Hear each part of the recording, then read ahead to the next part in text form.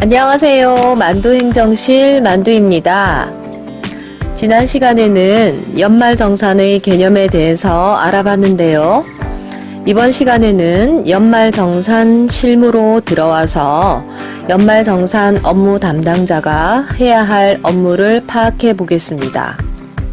먼저 담당자가 해야 할 연말정산 업무에는 어떤 게 있고 어떻게 진행되는지 전반적인 흐름을 살펴보겠습니다. 첫 번째, 연말정산 대상자가 누구인지를 파악합니다.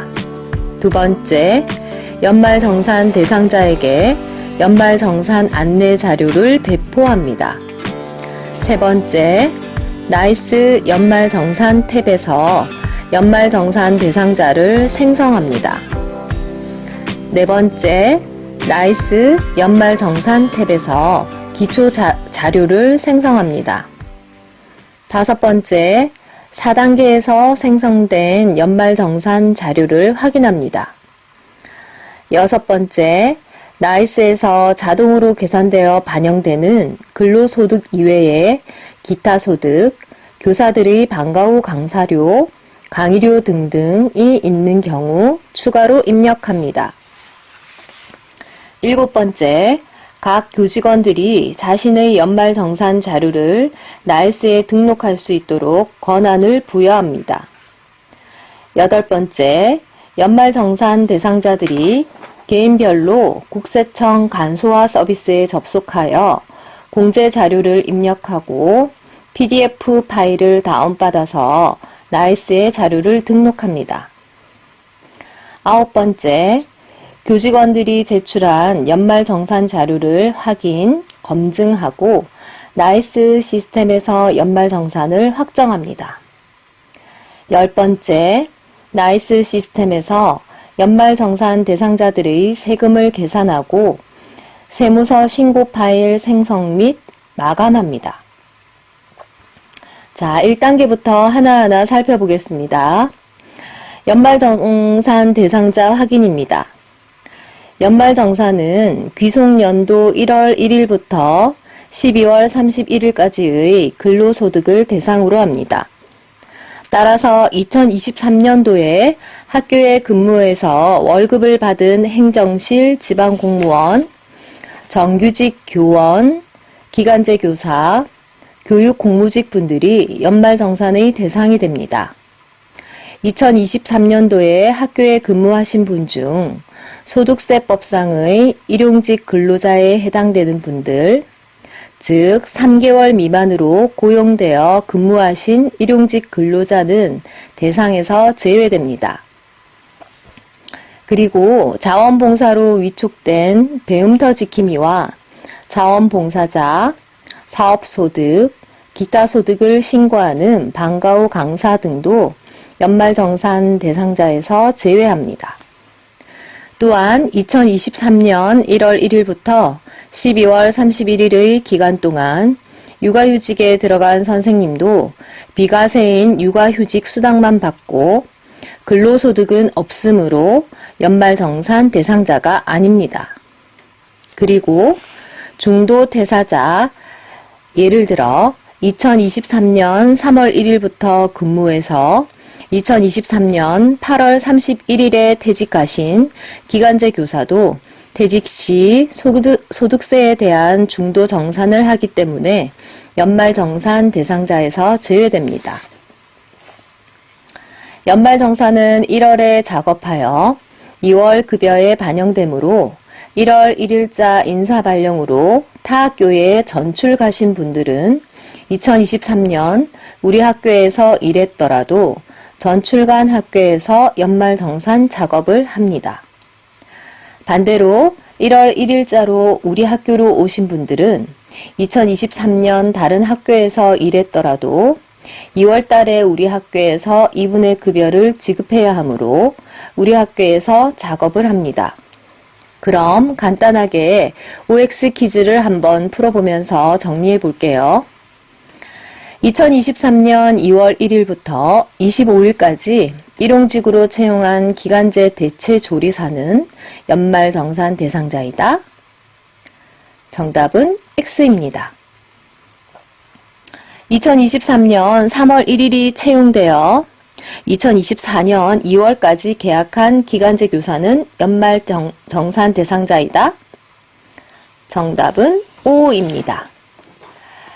2023년 3월 1일 채용되어 2024년 2월까지 계약한 배움터 지킴이는 연말 정산 대상자이다. 정답은 X입니다. 2단계 연말 정산 자료 배포입니다.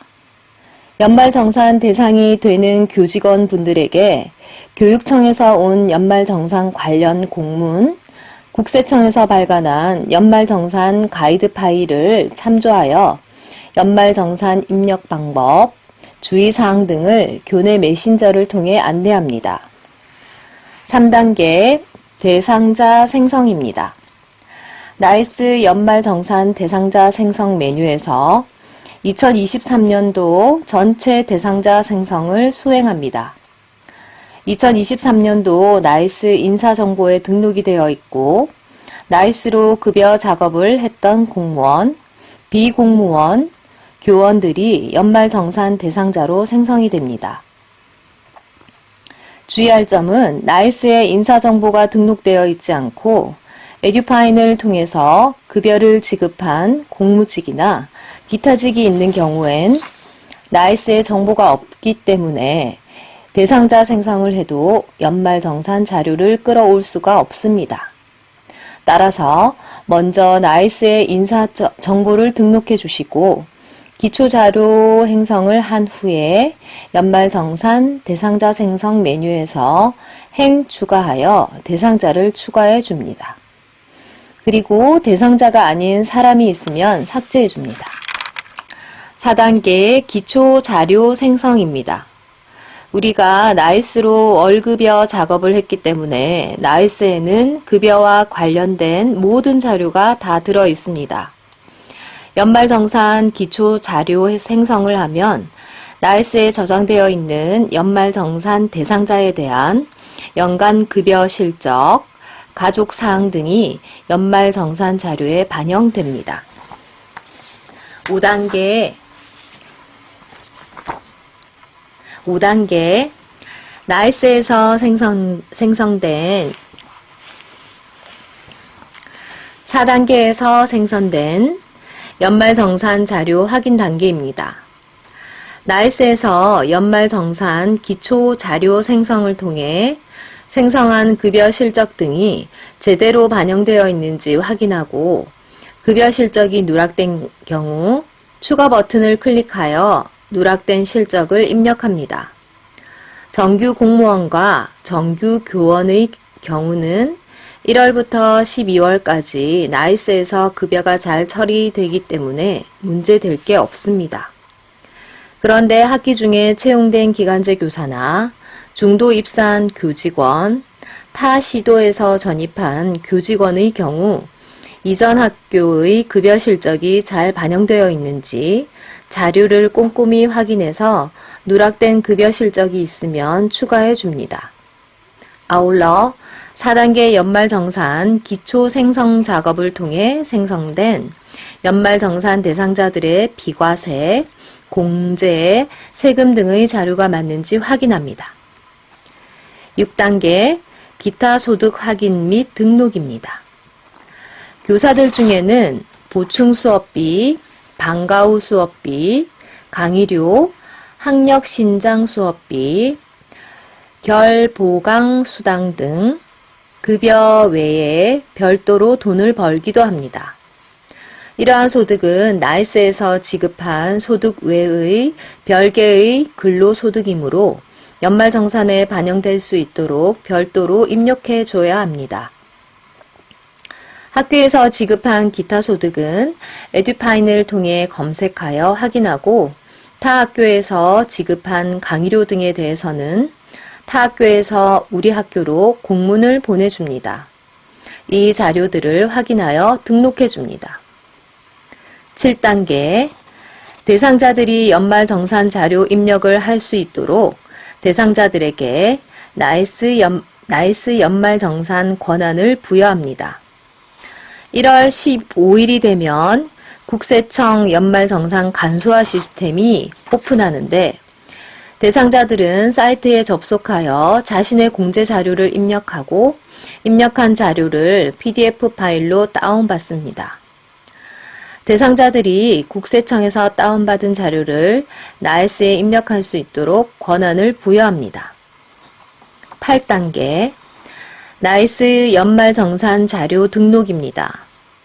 각 대상자들은 자신의 나이스 연말정산 정산 자료 등록 메뉴에서 국세청에서 받은 PDF 파일을 업로드합니다.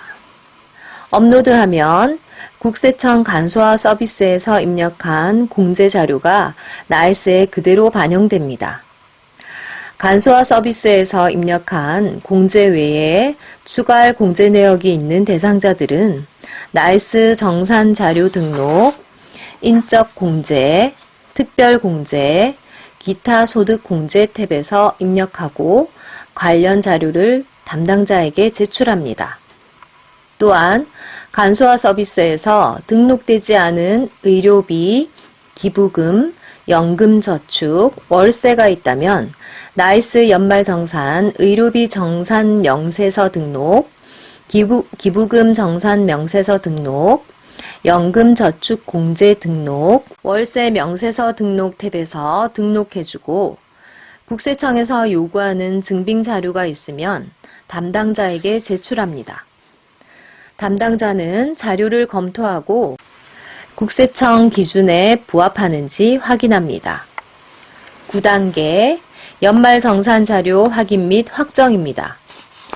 업무 담당자는 각 교직원들이 자신의 나이스에 등록하여 반영된 정산 공제 자료와 직접 제출한 소득 공제 명세서, 증빙 서류를 꼼꼼히 검토하여 연말정산 자료를 확정합니다.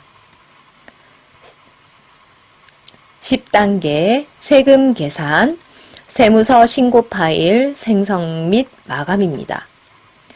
연말정산 업무 담당자는 소속 기관의 모든 대상자들에 대한 연말정산 내역 및 증빙 서류를 확인한 후 최종적으로 나이스, 연말정산 처리, 연말정산 세금 계산 탭에서 세금 계산을 하고 결과를 확인합니다.